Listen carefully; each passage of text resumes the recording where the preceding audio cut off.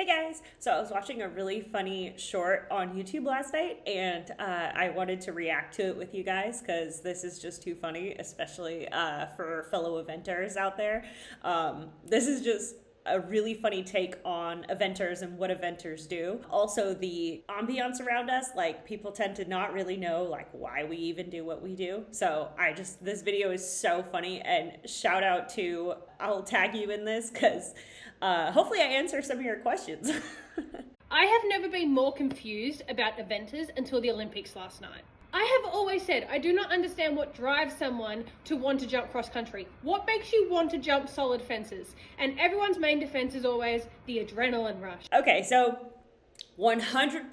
All right, I'm gonna just say it. I think eventers are adrenaline junkies. However, there is a very big difference between jumping in an arena and jumping poles and jumping out cross country. And I'll actually cut in some clips of, so for instance, jumping up banks and down banks. It's a different type of jumping when it comes to jumping into water, when it comes to jumping like we jump corners, we jump skinnies, we jump lines, we jump angles, we jump all these different things.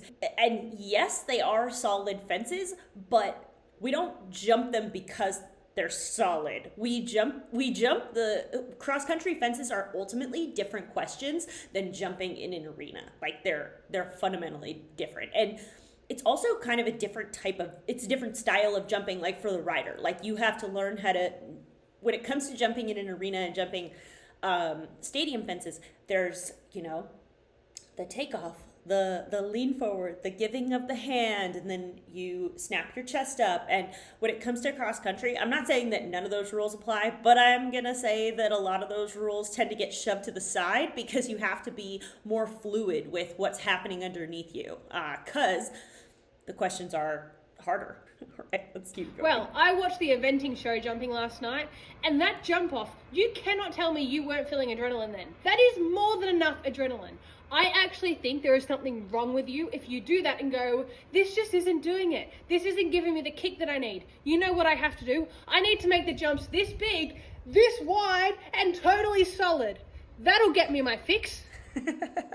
Okay, so when someone goes out on cross country, they're not thinking like, oh, this isn't really doing it for me. Honestly, okay, so my biggest response to this is, for one, when you're riding cross country, you should be afraid a little bit, and not because you should do things that scare you, but because fear is ultimately your best aid for smart decision making. If you just go around life and you're just like, I'm not afraid of consequences, you're ultimately going to end up making decisions that don't benefit you in the long run. And so eventers, I don't think we go out on cross country being like, oh, I need my fix, because otherwise, you really do have a problem. But when it comes to, stadium versus cross country, they're different. They're different types of riding, different types of jumping, and ultimately very different questions. And yes, an adrenaline rush is kind of a byproduct of it, but I think that adrenaline is also used as an asset because cross country is an ultimate conditioning, endurance, and strength and agility test. So adrenaline helps actually complete the mission at hand. It's not necessarily like you're sitting there all like, I'm high on life. Like you're ultra focused, and the adrenaline actually helps you more hone in on the task at hand. Not that you're sitting there like a drug addict, like getting your fix. You're insane. You've all lost your minds. Step away from the horse and check yourself into a facility because you are an adrenaline addict. What are you going to do when the cross country doesn't do it anymore? Jump out of a plane? Probably. You probably are those crazy people that jump out of planes for fun. All right, well, now's where I admit that I actually have jumped out of a plane. But in fairness to me, the plane was held together by duct tape, and it seemed safer to jump out of it at that point because it did not seem like I was going to land safely from the plane. I did jump out of a plane for fun, and it was fun. It was really fun. And I was the first one to jump out of the plane. So it's not about seeking adrenaline rushes.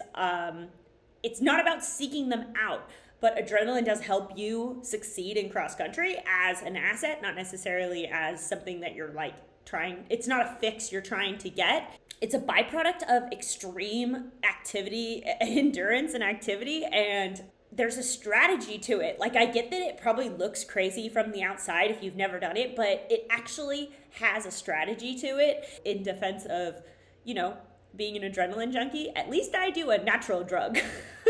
But anyway, I had a lot of fun responding to this, and I would absolutely love to talk to you about eventers more if you ever wanted to compare notes on riding. But I'm okay being crazy. And yes, I did jump out of a plane. So fundamentally, I think that if I ever tried to sign up for health insurance or for life for life insurance, that's one of the questions they ask you. And I heard that I'm not supposed to say that I have, because they basically determine like, well, you fundamentally make stupid decisions since you ultimately jumped out of a plane. But lots and lots and lots of people actually go skydiving.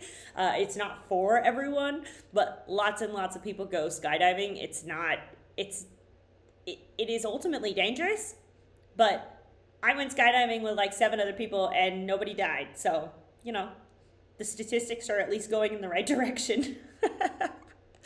If you enjoyed this video, I am reacting to a thread on Instagram Threads, because I want to answer the lifelong question that everybody has about why do riders ride horses when the horses do all the work? Like, everybody says that. So let's talk about it. See you on the next one.